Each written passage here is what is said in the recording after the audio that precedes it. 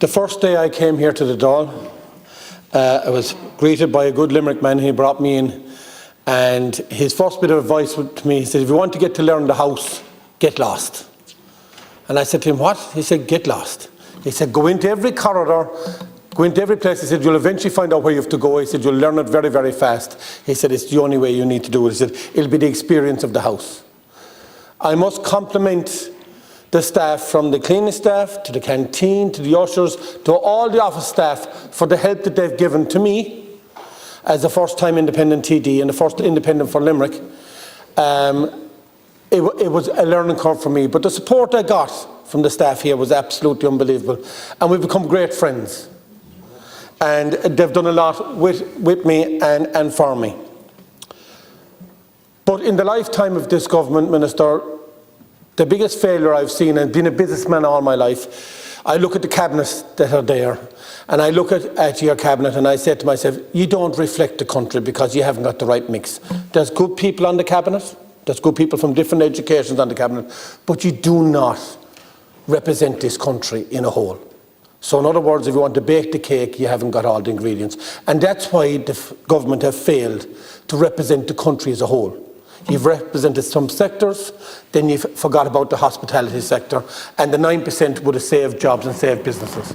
You're giving grants to new businesses, opening them up, but they're only lasting 2 years and they're closing down. And the ones that are there for 20 and 30 years, you can't give them the supports to keep them in business.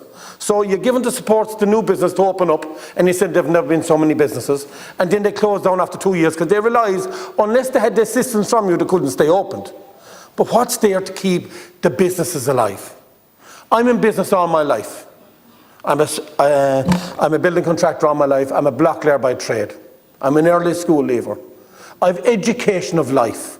And education of life tells me that if you don't have the basic foundations to build on, and it's been shown when the people from Ukraine came here looking for help, and you tried to put them around the country, you found out that the proper infrastructure wasn't here to accommodate people outside of Dublin or outside of the major cities. There was nothing. So that's where I'm saying the failure of government has come from. You haven't reflected this country as a whole.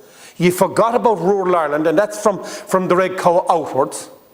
You have forgotten about the basic, what community delivers, what small business delivers, what agriculture and farming delivers, what transport delivers. You forgot to invest in rural Ireland.